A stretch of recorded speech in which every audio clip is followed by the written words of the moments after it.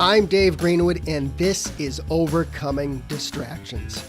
If you are an adult with ADHD, a busy professional, an entrepreneur, a high achiever, or just need some strategies to navigate your adult ADHD, you're in the right place. Who am I? I'm an entrepreneur with ADHD and the author of 2 books, Overcoming Distractions and Overcoming Burnout. I coach and mentor people just like you, and together we navigate the ups and downs of adult ADHD. From getting out of our own way to helping people just like you thrive in the workplace. That's what I do. Want more info on working with me? Hit overcomingdistractions.com. Ready? Let's get to today's podcast. All right, everybody, welcome back. It's Overcoming Distractions, and today we're going to chat about burnout because I'm seeing more and more postings and discussions and what have you on all the socials. As they say, more and more people are talking about burnout. So I wanted to take a little bit of a twist to this. And I want to talk about some of the lessons learned from burnout, because believe it or not, there are a few things to learn from going through that experience. I'm not saying you should go through burnout for some type of self-discovery, but many I have spoken to and worked with who have experienced burnout have also learned quite a bit about themselves and their personal habits and routines and different characteristics that we've brought into our situation. So if, you're either going to put some of these habits and actions in place, or you're going to burn out and find out that you needed to anyway, right? So me, I would have preferred to put these in place before I burned out.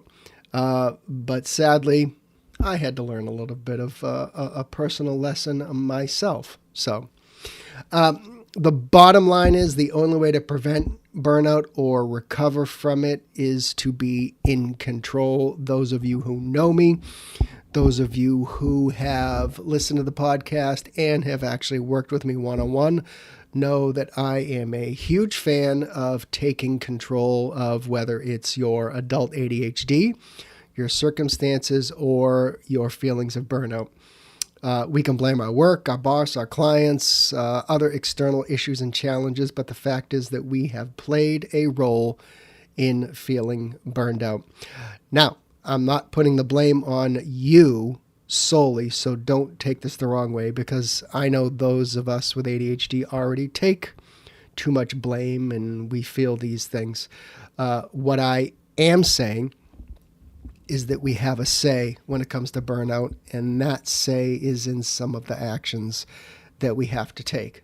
So what I want to do is I want to discuss briefly. This is one of those quick hits for the podcast today.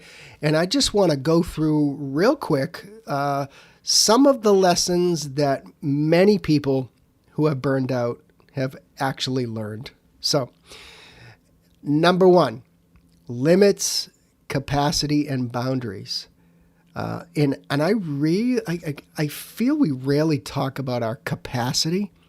Not a lot of people use that word, but the bottom line is when we're over capacity, again and again, that is going to lead to burnout. And those who have gone through burnout realize that they needed to put some limits on their time that they give to others and to work and to other things that are not for themselves. They needed to truly understand their capacity, such as how many hours I can put into work. Can I volunteer for something when asked?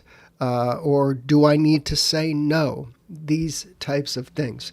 You are only physically and mentally capable of doing so much during, say, a given week. So those who have burned out have exceeded their capacity. And we recognize that we needed to put up some boundaries as well. And one of the more common things I see when working with people is that kind of open door policy, where we just let, say you're in leadership, you just let people bug you all day long. And that is just not, that is not a healthy way to work. And having that, quite frankly, is going to scorch your day and weeks and only cause your work to build up. So if you are feeling burned out, you're going to have to claim some of your time back and understand that your capacity for any given period of time could be limited. Next, taking care of yourself. Yeah, we hear this word, this phrase, self-care all the time. And I think the term in itself is overused, okay? But most people who go through burnout understand that taking care of themselves needed to be a priority. And it was a big wake-up call. Many people that I spoke to for my book, Overcoming Burnout, had some serious health concerns. And it was all because of the stress and the anxiety and the burnout and feeling that they were just trapped. So, but it's not too late for many. But most people who burn out just put other people first.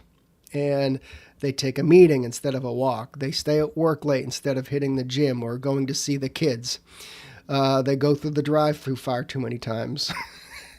And again, I've pled guilty to the drive-thru more than a handful of occasions where I just wanted to grab a quick burger, right? Okay, so let's just get that out in the open. But to the extent we can limit that, because, a good cheeseburger and fries is kind of cool sometimes. But we can't do it every day. So don't wait until it's too late to start taking care of yourself. That means both mental and physical, because as I'm sure you know, they're both connected.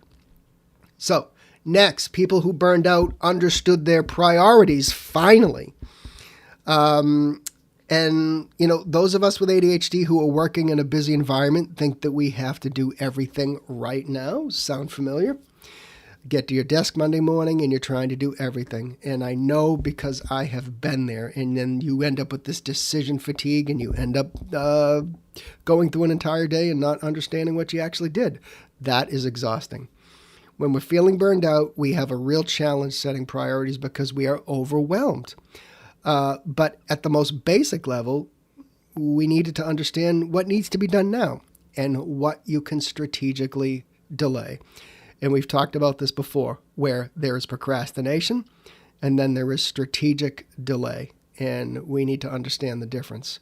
Those who strategically delay things can start the process of not feeling so burned out because we've planned things out. Priorities also mean putting your personal life before your professional life. That's another priority. And this is where it makes sense to work with maybe a coach or a mentor, because many of us who are feeling burned out just have a real challenge of sorting out our priorities. And some of them just needed somebody to bounce things off of. So that's another lesson. Many have gone through burnout, have actually learned that hard lesson of setting priorities. Hopefully they got better at it. Communication skills should have improved by going through burnout, and those of us who have burned out have had to develop better communication skills, including expressing our needs and our concerns in the workplace. We've also needed to communicate more effectively, such as when you've got coworkers that need to provide you with things, say on a particular project, so you can actually get your job done. And we've needed to stick up for ourselves, such as entrepreneurs, maybe not getting paid from clients on time, those types of things. Good communication and speaking up diplomatically when you need to is another lesson from the trenches of burnout. Communication. Better time management. Here we go again. It's those words again, time management. And I've mentioned this a million times.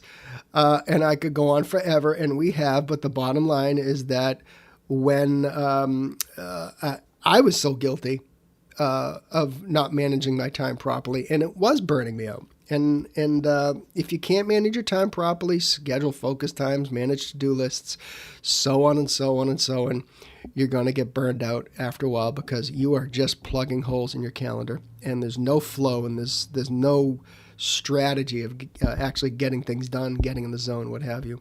So those who have actually burned out understood that you need to start claiming that time back. They needed to find the best times to work. They needed to block out time. Keep your word to yourself on those blocked out times. And again, go back and listen to some of the other podcast episodes we've done about time, and understand how to begin the process of smoothing out your week. But I think that's a big lesson for many, is that they needed to manage their time and energy, I would say, much better. Another lesson that I know a lot of people have taken away from feeling burned out is that, at least for most of us with ADHD, we realized that we were not working on anything that we were passionate about or felt any type of purpose. And there was a misalignment of values, which we talk to great lengths in Overcoming Burnout. And if this sounds familiar, then you need to take a step back. You need to reflect on those passions and find out how you might align those in your career. These lists about great jobs for people with ADHD are not really accurate, because you can find purpose in anything individually. I know people with ADHD that are accountants, that are doctors, that are lawyers, that are, work in customer service and sales, what have you. But people who have burned out have decided that they needed to embark on some type of career that had some type of purpose and that aligned with their values. All right, those of us who have burned out have learned a little bit about resilience, and we actually realized that maybe we were a little more resilient than we thought we were. And by going through burnout, we experienced quite a bit about these setbacks and challenges that we're discussing. Maybe we've hardened our armor a little bit, but we've also been able to develop certain types of coping mechanisms to navigate that stress a little bit more effectively. So we've learned resilience, some type of mindfulness. And if you're not taking even a few minutes for yourself every day, then you haven't learned that lesson yet. But many of us learn that even just quieting our mind for 5 minutes can make a big difference in our lives. As an adult with ADHD, that skill can come in quite handy. So one of the first things I recommended in my book about burnout is to just go sit in a quiet room for a few minutes, or go take a walk with no headphones and just listen to the sounds of nature. But I think we need to slowly develop that habit of just quieting our mind. We don't have to, I said this a couple weeks ago, we don't have to go sit on top of a mountain and, meditate for 5 hours. You could do 5 minutes or 10 minutes a day. And those who have burned out realize the value of just chilling out even for 5 minutes.